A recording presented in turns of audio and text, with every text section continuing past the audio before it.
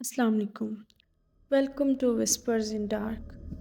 کچھ کہانیاں دل دہلا دینے والی ہوتی ہیں اور یہ جن کے ساتھ پیش آتی ہیں ان کی زندگی کی ایک ڈراؤنی حقیقت بن جاتی ہیں جنہیں نہ تو وہ قبول کر سکتے ہیں اور نہ ہی رد۔ تو آج کی کہانی بھی کچھ ایسی ہی ہے۔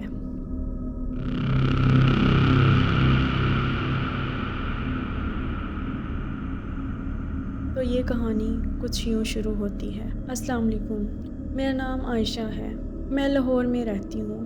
یہ واقعہ میرے بھائی کے ساتھ پیش آیا تھا۔ میرے بھائی کی ایج تقریباً 20 سال ہے۔ ہمارے گھر میں 2 کمرے ہیں۔ ایک کمرہ ہم دونوں بہن بھائی کا ہے اور دوسرا ہمارے پیرنٹس کا۔ معمول کے مطابق میں رات کو پڑھ رہی تھی اور میرا بھائی موبائل یوز کر رہا تھا۔ ایسے ہی باتوں باتوں میں اس نے ایک کتاب کے بارے میں بتایا جس کا نام میں یہاں نہیں لوں گی۔ اس نے بتایا کہ یہ کتاب شیطانی عملیات کے لیے استعمال ہوتی ہے۔ اس کا علم حاصل کر کے ہم جنات کو قید کر سکتے ہیں اور ان سے اپنا کوئی بھی کام کروا سکتے ہیں۔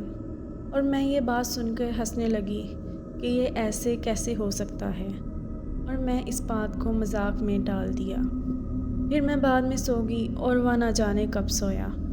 تقریباً فجر سے پہلے کا وقت تھا، مطلب تہجد کا ٹائم ختم ہونے والا تھا کہ میں اچانک سے اتنی زور کی چیخوں کی آواز سے ڈر کر اٹھ گئی۔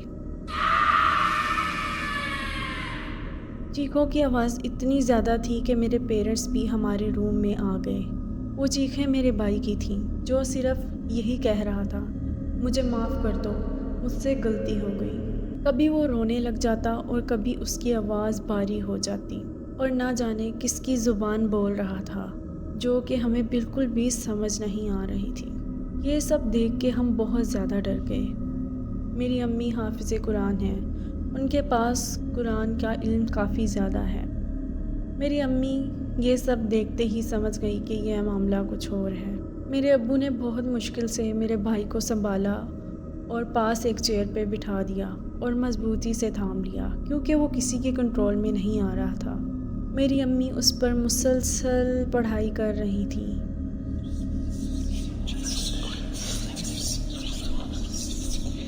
اور کمرے میں عجیب وحشت کا ماحول طاری تھا۔ پھر میرا بھائی تھوڑا کنٹرول میں آنے لگا لیکن پھر اچانک سے بے ہوش ہو گیا۔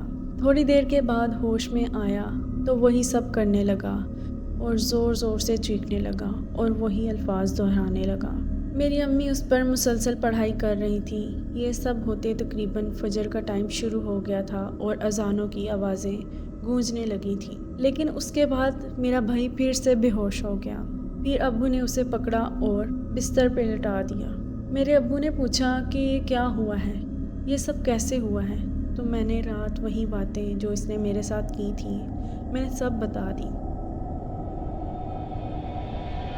فجر کی نماز پڑھنے کے لیے میرے ابو مسجد میں گئے اور امام صاحب کو یہ سارا واقعہ تفصیل سے بتایا۔ پھر جب انہوں نے حساب لگایا تو بتایا کہ آپ کے بیٹے نے شیطانی عملیات کرنے کی کوشش کی ہے، اور پھر یہ سب کچھ سنبھال نہیں پایا اور سب کچھ الٹا اس پر ہی پڑ گیا۔ وہ جنات جو اس نے بلائے تھے وہ اس پر حاوی ہو گئے ہیں۔ انہوں نے کہا کہ مجھے گھر آ کر دیکھنا پڑے گا، اور وہ ابو کے ساتھ ہی گھر آ گئے۔ جب وہ گھر آئے تو میرے بھائی کی حالت ایسی تھی کہ وہ رات کی طرح چیخیں تو نہیں مار رہا تھا لیکن عجیب باتیں کر رہا تھا کہ وہ سامنے دیوار پر لمبے لمبے سائے میری طرف دیکھ کر مسکرا رہے ہیں اور مجھے ڈرانے کی کوشش کر رہے ہیں۔ اس وقت میرے بھائی کی حالت بہت ناساز تھی۔ پھر عالم صاحب نے اس پر دم پڑھنا شروع کیا اور پورا کمرہ چیخوں کی آواز سے بھر گیا، لیکن وہ چیخیں میرے بھائی کی نہیں تھیں۔ وہ چیخیں اس قدر خوفناک تھیں کہ بیان کرنا مشکل ہے، جو کہ ہمیں صاف صاف سنائی دے رہی تھیں جیسے کوئی بہت زیادہ تکلیف میں ہو۔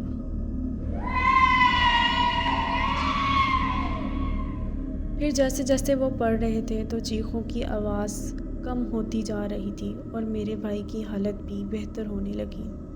تقریباً 2 گھنٹے کی پڑھائی کے بعد میرا بھائی ٹھیک ہو گیا اور عالم صاحب نے تاکید کی کہ ایسی غلطی دوبارہ نہ ہو۔ آج اس واقعے کو 2 سال ہو چکے ہیں۔ پر الحمدللہ دوبارہ ایسا کچھ نہیں ہوا۔ آپ کو اسٹوری اچھی لگی ہے تو ہمارے چینل کو لائک، شیئر اینڈ سبسکرائب کریں۔ Thank you for watching.